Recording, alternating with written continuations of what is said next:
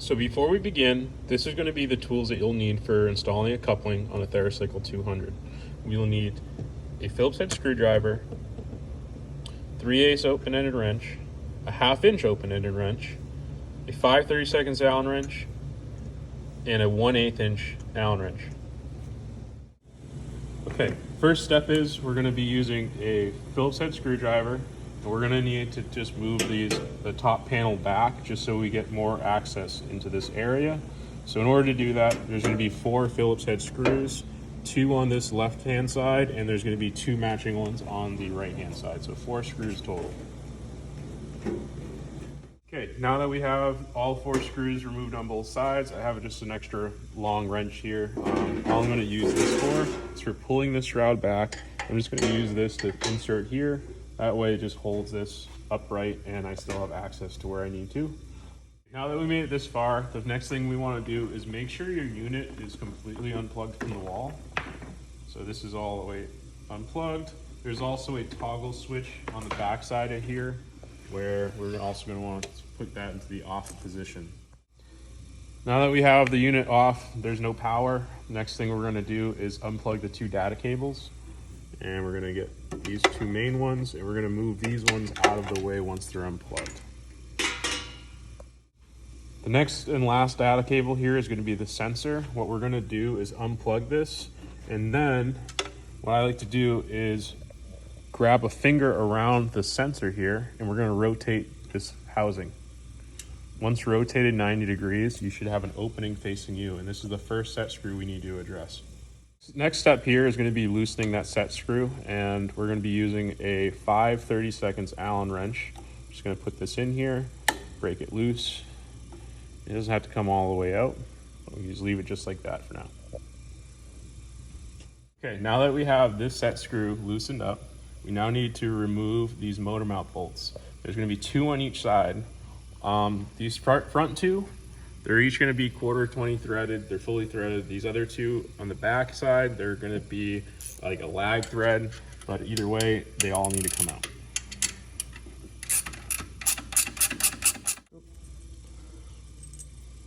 We have fully removed the 4 motor mount bolts. Next thing we're going to do is going to be pulling the motor out of the coupling housing here. So in order to do that, I got a little piece of rag here. I'm going to put this upright on it. So all I'm going to do is support the motor, lift up a little, and pull back.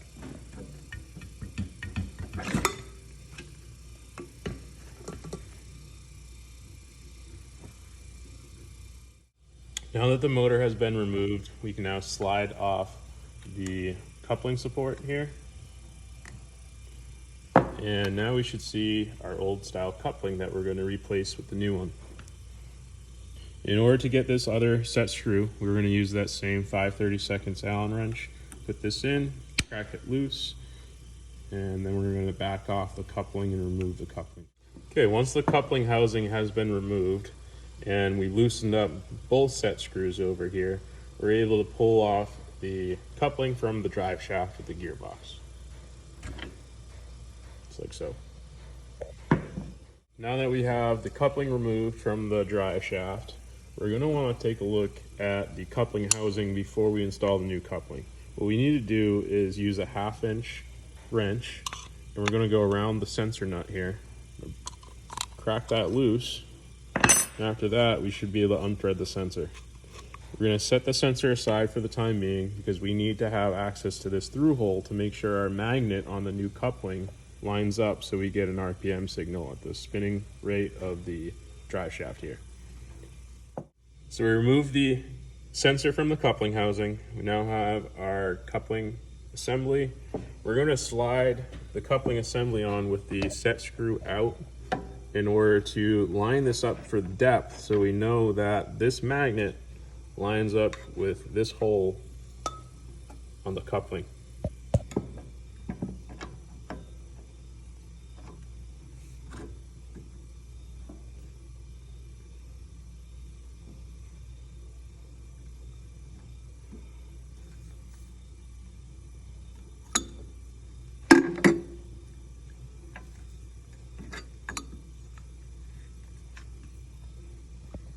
So now that we slid this on, what we're checking to see is how this hole lines up with the magnet. And if everything looks good, it should be lined up and good to go. So we just finished test fitting the location of this coupling. Now to lock it in place, we're going to reinstall that set screw right over here. We're going to make sure that we are tightening it down on the key on that shaft, which we are in this case here. Now once we tighten that down, we're going to just check it one more time before we move on. So if you take a look back here, our magnet is right in place there. You can see if I move this out, right here you can see the magnet concentric with that hole, which is what we need. Okay, so now taking a look, I just slid that coupling housing off real quick. What I'm doing is I'm using the 5/32 wrench here. I'm making sure the set screws are tight on this end. Then the other two set screws over here are using an 1/8 inch wrench. So I'm just going to tighten this one down over here on the front end. Because what's between here and here is actually a extension shaft. Because the overall the new overall coupling length is a little shorter, so we have an extension shaft right there in the middle where this set screw and this set screw is holding on to. Now, before we continue, we want to make sure this last set screw over here that eventually gets tightened down onto the motor shaft is removed so we can easily insert the motor and then tighten it down onto the shaft. So now we know how to reinstall the sensor into the coupling housing. What we're going to do is I basically back this nut down about 1/4 inch or so. We're going to start threading it in, but we're going to count the spins of how many turns we've threaded. So we're going to be threading it 6 full revolutions. So I just put this in loosely. We're going to go 1, 2, 3, 4, 5, and 6. We got probably about that same 1/4 inch sticking out down there. And then we're going to slide this back on. So we're going to angle it a little bit, get it over the coupling, and then we're going to make sure that we have our rubber support in the coupling housing here. We're going to snug that all the way up here. And what I like to do is rotate it so the sensor is now pointing at the sky, and I want to have access to this hole. This hole right here is going to guide me into putting the motor into place. Next step here is going to be aligning this motor with the key into the rubber coupling in here.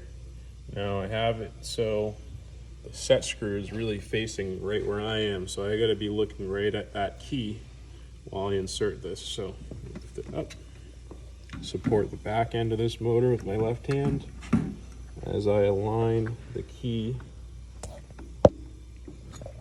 with the coupling. Once I have it in, I'm able to push in and install the motor.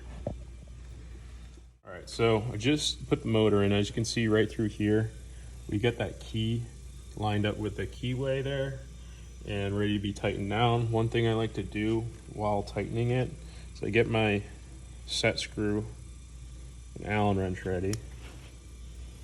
I'm going to start, just get one thread in there right now. Okay, and what I like to do is grab a hold of the frame here and use my shoulder, just tug it in a little bit, making sure everything's pushing together snugly as I do the final tightening on that set screw. So when I'm done, I'm able to look down, I can see my mounting holes are all lined up so I can get my fasteners back in. Next step, we'll get our motor screws back in. We're going to be using our 3/8 wrench. And once again, you have 4 different screws. So 2 that are alike. These 2 are going to go in the front, the ones with the washers. Keep in mind these front screws are screwing into the control box, which have threaded inserts. So it comes to tightening these, you kind of go hand tight, and then utilizing your wrench. Once you get to a little bit of resistance right here, that's enough. We don't need to tighten it anymore.